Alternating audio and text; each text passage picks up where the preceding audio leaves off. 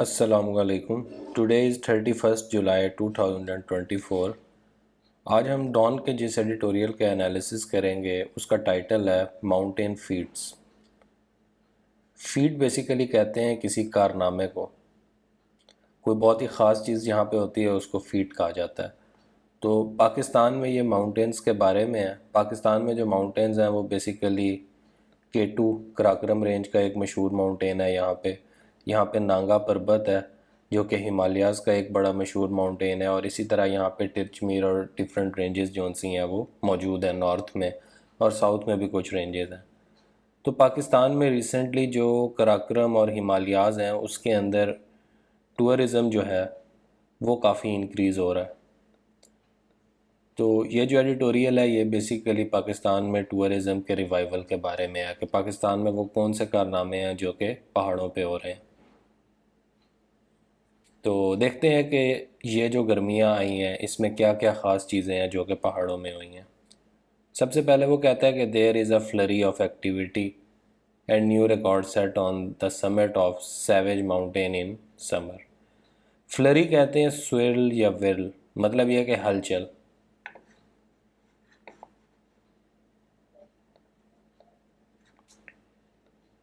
Swirl और विरल और हलचल का मतलब ये है कि अभी जो हमारा सैवेज माउंटेन है, सैवेज माउंटेन कौन सा है? सैवेज माउंटेन केटू का नाम है। केटू को सैवेज माउंटेन भी कहा जाता है। क्यों कहा जाता है ये हम आगे देखेंगे, लेकिन अभी हमें यह पता चल गया कि केटू में इस साल काफ़ी हलचल पाई गई है। ठीक है,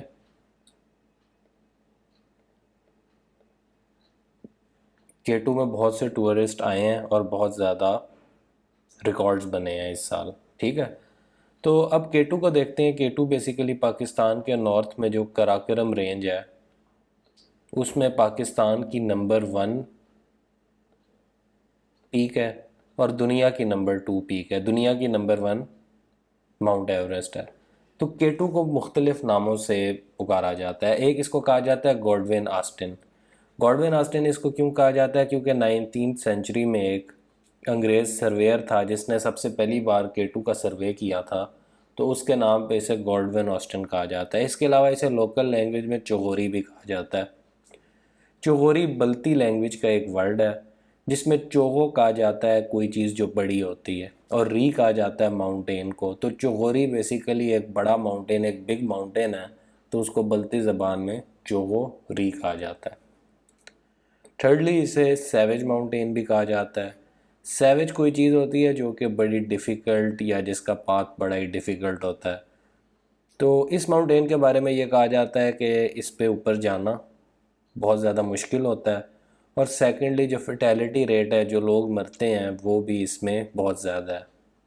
ठीक है, तो जितने भी 8,000 से ऊपर की पीक्स हैं उनके अंदर जो फर्टेलिटी रेट ज़्यादा है उनमें से एक ये सैवेज माउंटेन है। तो ये तो हमें थोड़ा सा केटू के बारे में पता चल गया कि केटू के जो डिफरेंट 3 नाम हैं वो कौन कौन से हैं। केटू के 3 नामों में ब्रीफली इसको रिवाइज कर लेते हैं। केटू के 3 डिफरेंट नाम हैं। उसमें पहला नाम है गॉडविन ऑस्टिन, जो कि दिया गया है उस सर्वेयर से जिसने इसको फर्स्ट टाइम सर्वे किया था। इसका दूसरा नाम है चौगोरी, जो कि बल्ती लैंग्वेज का एक वर्ड है जिसमें चोगो कहते हैं बड़े को और री कहते हैं माउंटेन को, तो इसको चौगोरी भी कहा जाता है। थर्डली इसको सैवेज माउंटेन भी कहा जाता है। वो इस वजह से कहा जाता है कि इसके ऊपर चढ़ना बहुत ज़्यादा मुश्किल होता है और यहाँ पे बहुत ज़्यादा लोगों की डेथ होती है। तो 8,000 के अंदर जो सबसे ज़्यादा मुश्किल जिस माउंटेन पे चढ़ना है वो केटू है। तो अब आगे चलते हैं। फिर बात होती है न्यू रिकॉर्ड्स के बारे में कि अभी इस साल केटू में कौन कौन से रिकॉर्ड बने हैं। अभी लास्ट संडे को फ्रांस का एक माउंटेनर था बेंजामिन वेड्राइंस, उसने केटू को सर किया है सिर्फ 11 घंटों के अंदर, और वो भी ऑक्सीजन के बगैर। तो एक रिकॉर्ड तो अभी केटू पे ये बना है कि बेंजामिन वेड्राइंस ने केटू को सर कर लिया है अंडर 11 आवर्स और ऑक्सीजन के बगैर। तो ये काफ़ी बड़ा रिकॉर्ड है। सेकेंडली क्या हुआ है, पोलैंड के 2 एविएटर थे, एक था सिबास्टियन कावा और दूसरा था सिबास्टियन कॉट। इन्होंने एक ग्लाइडर एयरक्राफ्ट बनाया था जिससे ये केटू के ऊपर से गुजरे हैं। ये भी आज तक नहीं हो सका था। तो ये सेकंड हाईएस्ट माउंटेन के ऊपर से इन्होंने अपने ग्लाइडर एयरक्राफ्ट को गुजारा है। तो ये 2 रिकॉर्ड्स हैं जो कि अभी रिसेंटली K2 पे बने हैं। इसके अलावा कुछ लोकल रिकॉर्ड्स भी हैं जो K2 पे बने हैं। K2 हमें पहले पता है कि 2 जो वुमेन थी वो ऑलरेडी सर कर चुकी थी, और अभी एक तीसरी सुल्ताना बीबी ने भी इसको सर कर लिया है। तो अगर हम देखें कि पाकिस्तानी वुमेन जिन्होंने K2 को सर किया है, उसमें जो नंबर 1 है वो समीना बेग है, जो नंबर 2 है वो नाइला कियानी है, और जो नंबर 3 है उसने भी रिसेंटली मंडे को K2 सर किया है, उसका नाम है सुल्ताना बीबी। तो ये लोकली जो 3 वुमेन के नाम हैं जिन्होंने K2 को सर किया हुआ है, ये हैं। आगे हम देखते हैं। अभी तक हमने इस एडिटोरियल में ये देखा कि पाकिस्तान में जो माउंटेन्स हैं उनके अंदर काफ़ी इंटरनेशनल टूरिस्ट आ रहे हैं और काफ़ी ज़्यादा रिकॉर्ड बन रहे हैं। ठीक है, यही हमारा टारगेट था कि हमने ज़्यादा से ज़्यादा लोगों को टूरिज़म के थ्रू पाकिस्तान में लाना है, और ये हो रहा है। एक मसला हुआ था 2013 में। क्या हुआ था 2013 में? जो हमारा नांगा पर्वत बेस कैंप है ना, उस पे एक टेररिज्म का अटैक हुआ था, और उस अटैक के अंदर 11 लोग मारे गए थे, और उन 11 लोगों में से जो 10 थे वो फॉरेनर थे। तो जब ये अटैक हुआ था उसके बाद से पाकिस्तान में टूरिज़म जो है वो काफ़ी हद तक इंटरनेशनल टूरिज़म ख़त्म हो गया था। लेकिन अभी क्या हो रहा है, अब दोबारा वो टूरिज़म वापस आ रहा है।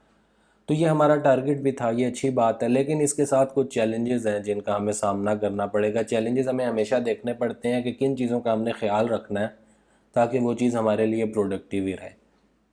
तो जो माउंटेन का इकोसिस्टम होता है वो बड़ा फ्रेजाइल होता है। जब ज़्यादा लोग यहाँ पे आते हैं तो ज़्यादा लिटरिंग होती है, ज़्यादा गंद होता है, जिसकी वजह से इकोसिस्टम ख़राब हो सकता है। तो यहाँ पे एग्जांपल दी जाती है साजिद सतबारा की, जो कि अली सतबारा जिनकी K2 पे जाते हुए ही डेथ हुई थी, उनका बेटा है। वो तो क्या करता है, वो जब भी किसी माउंटेन पे जाता है क्लाइंबिंग सीज़न में, तो जब वो वापस आ रहा होता है तो जो वेस्ट और जो सारा कुछ होता है वो तो सारा कुछ अपने साथ लेके आता है। तो सबको ऐसे ही होना चाहिए। उसके बाद क्या होता है कि अगर आपने इसको कमर्शलाइज़ करना है अपने माउंटेन्स को, तो आपको एक बैलेंस क्रिएट करना पड़ेगा।